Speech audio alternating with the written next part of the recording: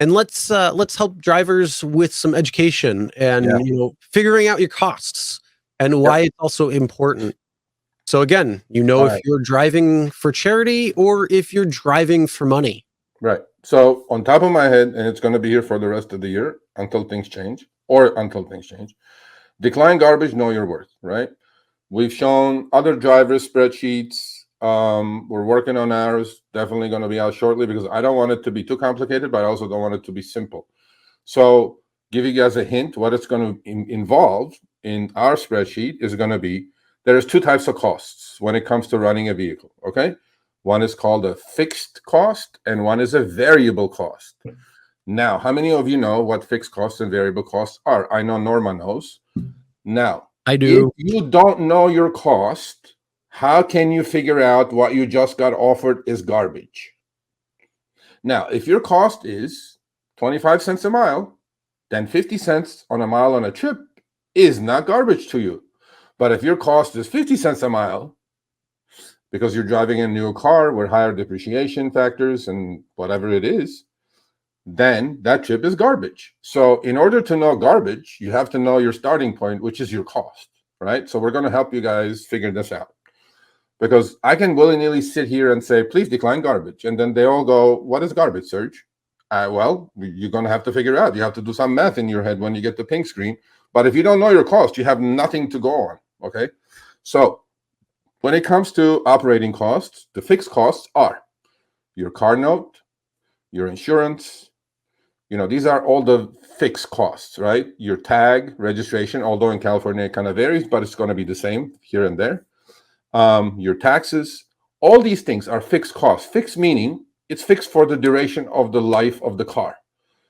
If you have a loan, obviously, if it's a 5-year loan, you have those fixed costs for 5 years. Your payment's not going to fluctuate up and down. If you have a car lease, which you shouldn't do to drive rideshare because you're going to go way over miles.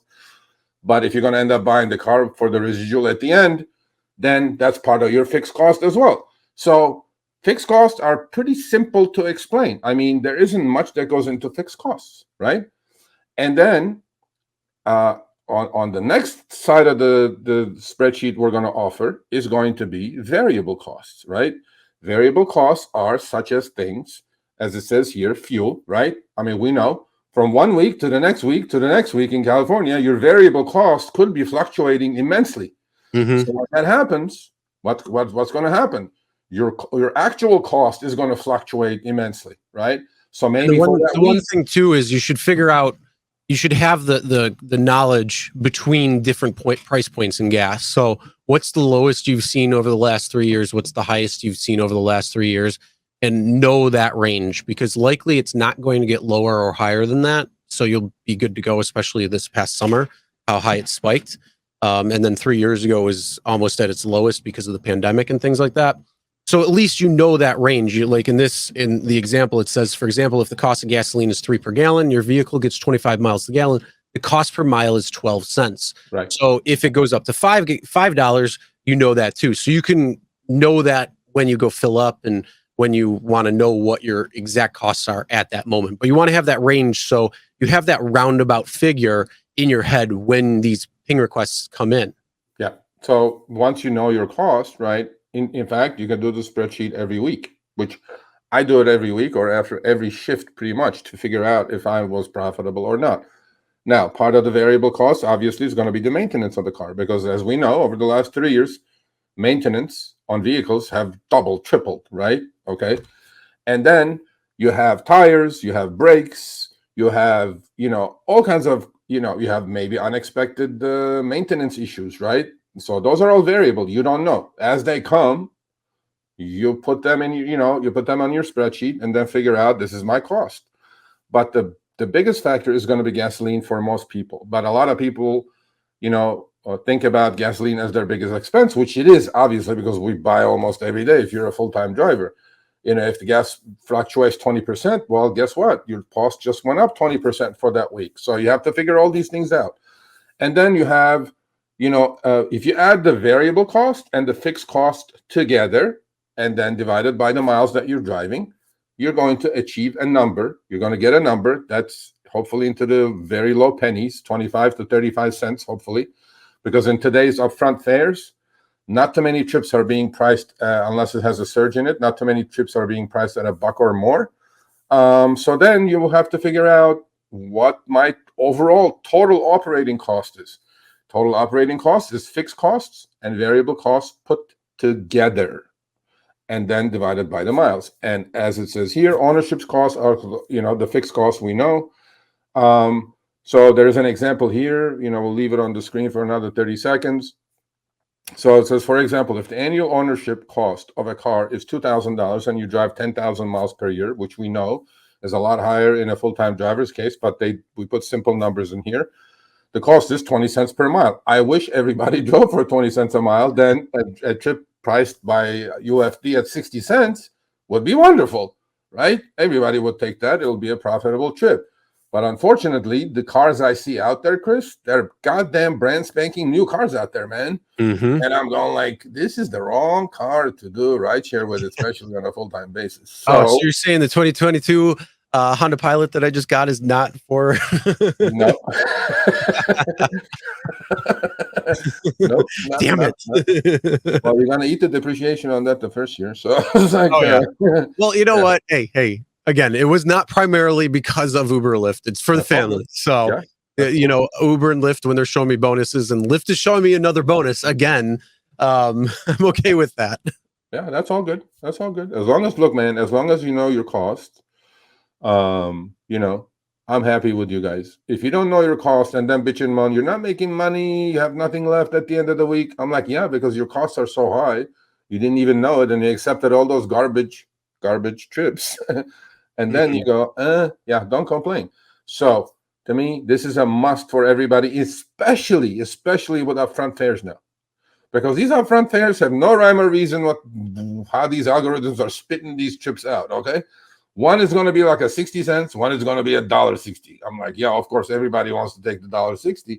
But if your costs are 40, 50, 60 cents and they throw out a trip at 60 cents and you take it, like, okay, we show all those long trips, right, Chris? 60 miles for $30. I'm like, bro, that's 50 cents a mile. That's not that difficult.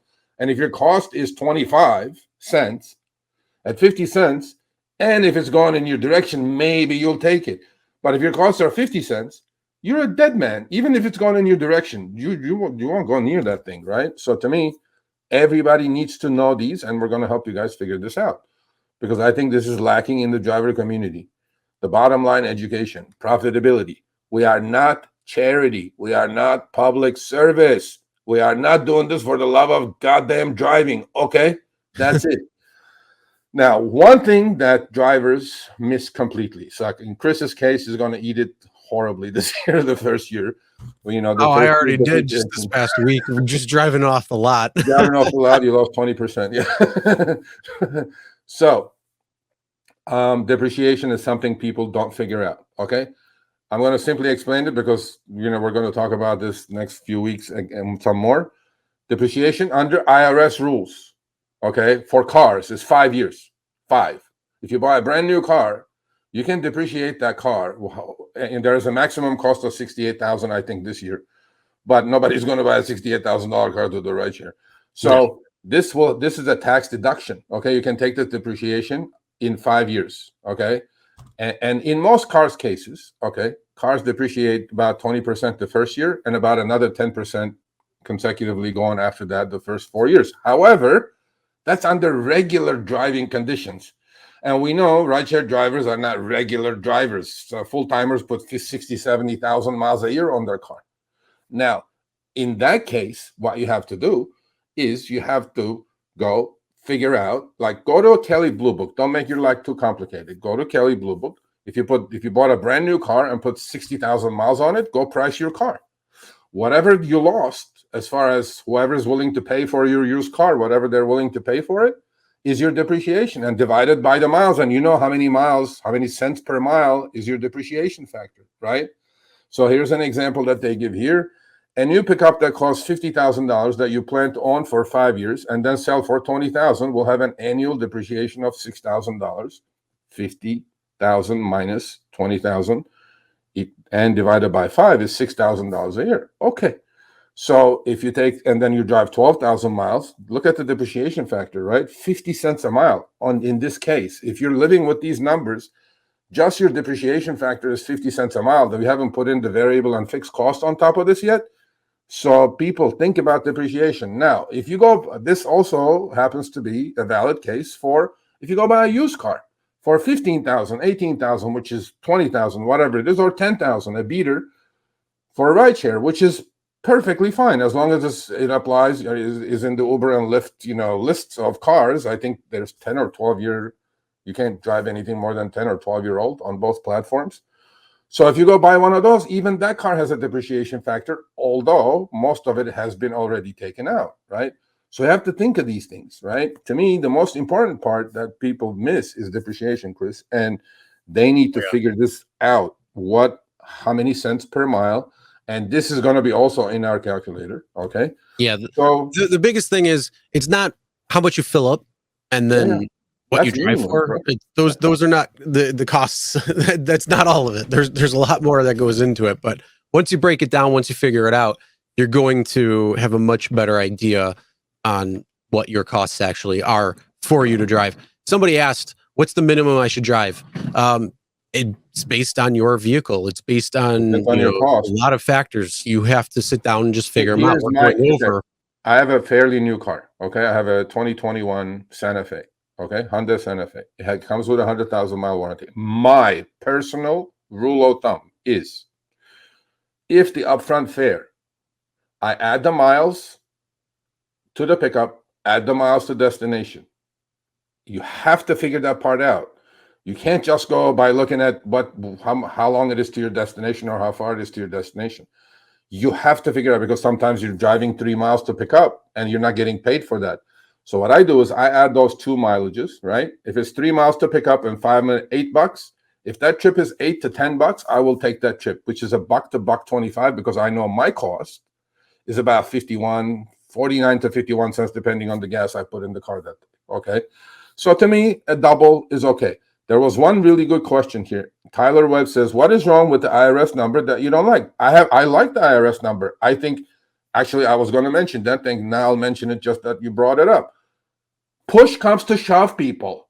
Zero out your odometer when you're getting out of the goddamn house that morning. Okay. Now that's under the assumption that you're only going to do rideshare. There's no personal driving involved whatsoever, because those miles you cannot take the deduction for.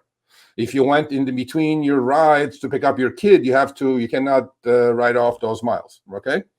So let's say you went out and did 8 hours of rideshare, zero out your miles. When you come home, look at it, multiply it times the new IRS deduction that's going to come into play, and deduct it from your gross. And there you are. You'll figure out if you made money or you didn't make money. There's nothing wrong with that. But that IRS deduction, Tyler, is very, very conservative number. A lot of people's number are way below the IRS number. That's why rideshare drivers are notorious not paying taxes. So, and these are all the part of the cost that we were talking about, right? So please, people, please, when we bring this tool out, please, just, it's free. There was another person, by the way, I think they're watching us, Chris. He runs a DoorDash channel. He goes, "Oh, the most important thing is your profitability and your cost. And I have a calculator set up for you guys." So I go to the calculator. He's selling the calculator for $2.99. I'm going like, what kind of bullshit is that, bro? I'm like, hey, man, so there you go. We're going to do that. We're going to help you guys figure out your costs so you can figure out what that means. Yep. If you're driving for 20 cents a mile, take all the 50-cent trips you want, man. I'm not going to call you for Micah. But here's the thing. Let's go back. Let's just backtrack just a step. If you know your costs, you know your profitability range. But the thing is, you also need to remember, know your worth. And is your worth at 50 cents a mile per trip, or are you looking for something like 75 cents a dollar a mile, something like that? So even though you might be in that profitable zone at 50 cents a mile, the question is, do you want to take that? When push comes to shove and you need some extra money or something like that, at that point, yeah, you probably could get away with taking that. Or if there's bonus or streak bonus or whatever might be going on to fulfill that requirement, then sure, that might be something to factor in. But in the grand scheme of things too, you also need to know what is your time worth. And well, that's absolutely, something that absolutely, we need to. absolutely. When you're accepting a ping, you got to put a lot in those 8 seconds, Chris. We talked about this. We're going to probably do it again. That's Another segment when it about comes that. back to the 3 Ps and planning. Absolutely. You need to know not only what your costs are associated to a physical object like your vehicle and all of the costs that associate with you being able to pick up somebody or a food delivery, but you need to Absolutely. factor in your time. Absolutely. I could go to, Starbucks for $20 an hour and stand there and, do all the stuff that I got to do there, or McDonald's and whatever it is. That's what time you might say, yeah, that's what I'm willing to work per hour or per whatever it might be, shift. Yep. However you're going to work that out. And obviously in W2, it's a per hour. When it comes to, anything in the gig economy, it's really per trip or per order. So you got to figure out those types of things. Where is your value? Because again, if you're not making that 20 an hour, if you're not covering your costs, well, you need to figure that out, because otherwise, again, if you're just running at cost, you're not making anything extra, and yet you're putting a bunch of time into it. Yeah. So, but one question here I'm going to answer. Right Shift Dude says Lyft and Uber tracks mileage. Yes, they do. They track your mileage for period 2 and period 3, which is from the time you accept the ping to the time you finish the trip. That's called active time. They calculate mileage off of that. However, all the other miles while you're repositioning yourself, while you're out there driving without a passenger expecting a ping, those are also deductible miles.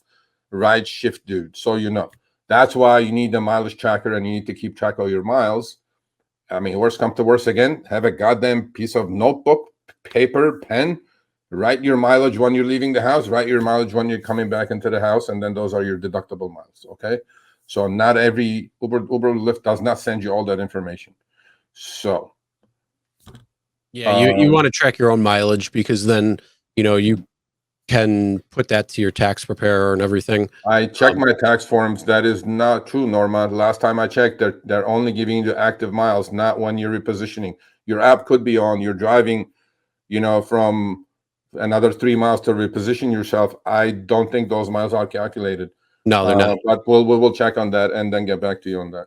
No, they're definitely not. And then the other thing too is, if you're multi-apping, the app is not going to, the apps together are not going to combine to figure out what your total is. Your total is going to be higher than what these apps are telling you. 100%. So you definitely need to log your apps or log your miles.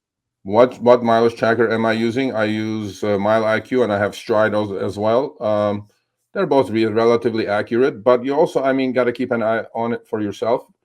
The other thing is, on these mileage trackers, you have to make sure that the deduction you're taking is not done. And look, I'm not going to say to do this, do that, but a lot of people drive their personal miles and include it into rideshare driving. And if you get audited, you're effed. Okay. They're going to ask you that. So to me, it's not worth it. Okay. And to me, just keep an eye on your mileage, figure out, okay, today at 100 miles I drove, 80 miles was for rideshare and 20 was for personal. Then I can only deduct the 80 miles. So you have to figure that part out. On your 2022 forums, Norma, you're going to see a difference. It's not the same. All right, thanks for watching. That short little clip was from our live stream, Show Me the Money Club, with Sergio and myself, Tuesdays, 6 p.m. Eastern, 3 p.m. Pacific. Make sure you subscribe, turn on all notifications so you'll be notified when we go live, as well as all of our awesome content. Make sure to check out this video right here, which will take you to the entire live stream, or check out this video right there. All right, drive smart, everyone.